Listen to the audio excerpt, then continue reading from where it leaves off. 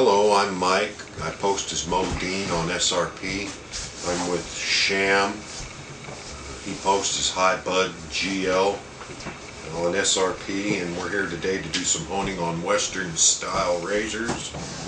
Sham has prepared the Shapton, I believe that's a Shapton 1000, very fast cutting bevel setter, and he's preparing to set the bevel on a Western style razor. And I don't know what razor that is, but it says Agrippina. I don't know how it's Agrippa. Yeah, Agrippina, Germany. Number so 6. This is Soligen.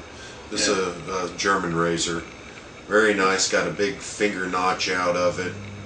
Beautiful razor. Jimps on the top. Big finger guide in there.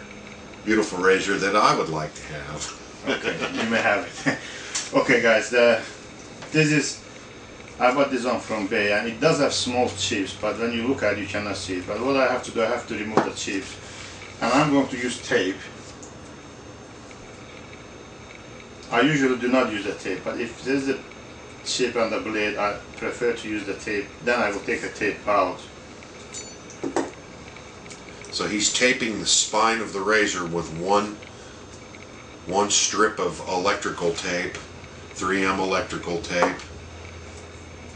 And please pay attention when you put the tape until the shoulder, and then where's the balancer? Some people call it balancer, and don't tape until the end. If you tape it, then you're gonna miss the hill, sharpen the hill. Okay, but this is important. Some people complains, okay, I sharpen my razor and it's shave ready, but hill is not sharp enough. That's what happens. You tape it until the shank and the heel of the blade will not touch the stone. That's why hill is getting dull. So what he's saying is he's taping the spine all the way back to the stabilizer, just to where the stabilizer starts, and that's where your tape line stops into the front of the razor. Okay, this is the hone Western blades, and when you hone Western blades, if you are a new person, put the stone straight to your face and use your 2 hands. This is the easy way to learn how to hone the razors, okay? And you will make straight strokes. I usually don't do this, but I just want you to see how to, if you are a new person, okay? That's all what you do. Now, if you know what you're doing and you have honed a lot razors, I should show one more thing before I turn. When you make your strokes, please do not lift up and then turn it around and then come back to it. This is what it does. You will learn wrong way. The easy way to do so, you come in and then you flip blade and then go back and then flip blade again and then come back and then go. This is a lot easier and it's a lot better. But if you learn wrong way, you hone in here. I call it wrong way. Maybe it's the, I don't know how you can call it better in English. When you lift up and then put it back again, put it in here, you may unintentionally hit the edge and damage. That's why you just learn how to flip the blade, and do not lift up the spine of the blade of the stone. Okay, I just want to mention about it. Now, I will put a little bit more. This is how I hone. I like to make X pattern strokes, and I'm gonna do it in here.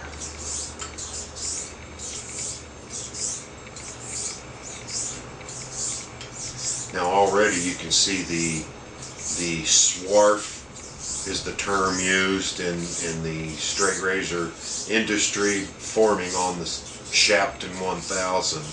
That indicates that steel is being cut and the razor bevel is being set.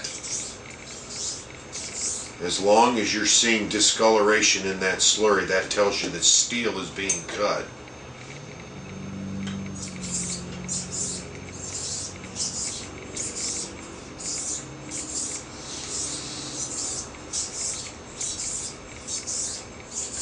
With practice and over time, you can become as fast as Sham is doing it.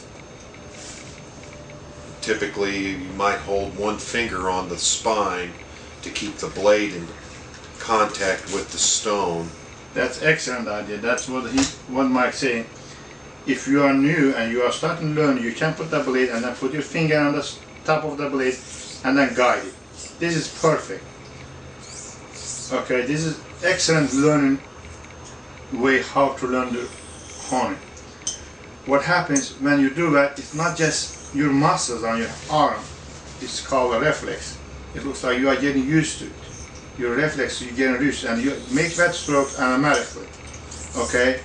Only minus the problem in here is when you switch, come back and when you switch, and you flip the blade, your finger comes closer to the edge. That's why you gotta be careful. That's the only minus. Rest of the thing is fine. You can use your finger and it's a really excellent point. And this is how I sharpen. I keep my one finger on the edge of the blade to make sure the blade is making consistent contact with the stone at all times. That's giant horn. I don't know from where Mike got. It is something. This is just for experimental. At this 7 pounder, 10 pound on This is recently acquired. Yeah, this is how you make the strokes. I almost set the bevel on this razor. Now what you do, you clean up, and then you can use the light. If you don't have it, we use the natural light, and then check it there from the tip to the heel. Or you can use this loop and check the edge. If you have any chips or anything in there, you will see. Looks like edge is getting better. I mean, there is no chips anymore, it's gone. Okay, and I will mix a couple more. Now, Sham's stroke is very unique, and while he's been doing this for many years, what you cannot realize in an advanced honing technique is the fact that when Sham puts his razor onto the stone, you'll see a slight backward motion. That's actually a back hone motion. Each time he makes a pass on the stone, he's actually back honing on the razor blade, and that does a couple of different things. That's actually an advanced technique at this time. Thank you, Mike. We'll talk more about that in a minute. Now, every stone when you hone, try your last couple, maybe 10-15 strokes, make without any pressure.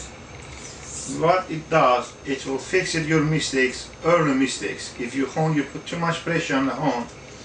Let's say this is 1K stone, and you put too much pressure, it will cut 800 grit level.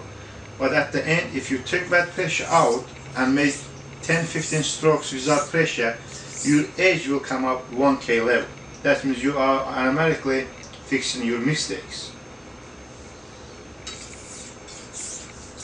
Obviously, when you finish your last few passes on each stone, you make your passes lighter and lighter, and that helps finish it to go to the next pyramid progression. Okay, this is done on 1K sharp down level. Okay, I will take this stone away. Now, I have a couple natural stones. I hope you can see, but it's impossible to see it. It says Sweden. I really don't know. I know its color is brown. It's 9-inch long, and it's very fast cutting stone. It will cut approximately 3K level. What I'm gonna do, I'm gonna put some water and use DMT plate. It's DMT 325. Make some slaughter on this stone.